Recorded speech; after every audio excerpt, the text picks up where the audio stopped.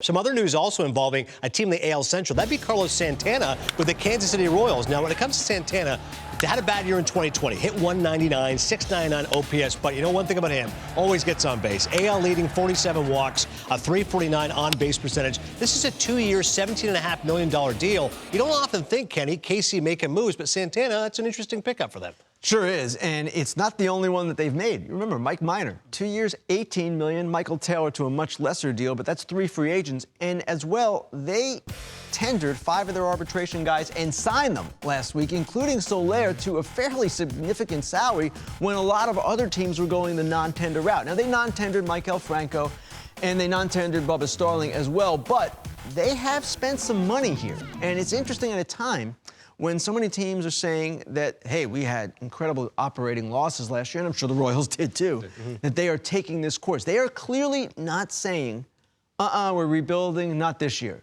They're trying to take a step forward, and that is traditionally what they've done under Dayton Moore, even though they've been, at times, in a rebuilding situation. Yeah, you look at it this way. With Alex Gordon retired, I mean, if he didn't retire, you'd have to pay him a salary, right? That would be significant. They've really taken it and reinvested in the ball club, and I think that's fantastic. They've got a lot of talented players around that diamond, whether it's Merrifield and others. Witt Jr. is on his way. The hardest part, really, is to determine those young players and how they developed with a season of COVID. But you see that lineup with Mondesi and Salvador Perez and Santana, Soler. 2 seasons ago, Soler had a breakout season. Dozier probably moves to third base now, Santana to first. But they've made some good moves, some solid moves that is going to make them better than last year. And with their young pitching, it's the kind of team that could jump a little bit. Right. Maybe not, because young pitching, of course, is inconsistent or can be.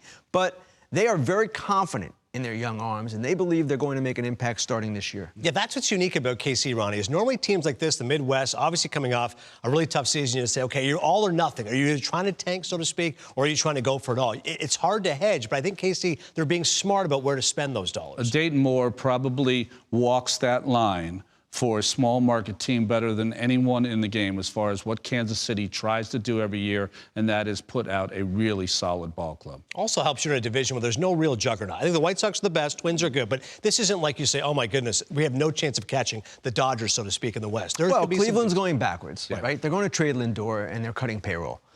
The Tigers are coming, but it's not there yet, and I don't expect it to be there in 21, though there are some promising signs. So, yes, the Twins are a force. The White Sox are clearly a force. But at the same time, who's to say the Royals can't, perhaps with an expanded playoff system that we don't know will be there yet, make a run here? Best barbecue in the country, Kansas City? That's not a question. Yeah, the burnt ends. Come on.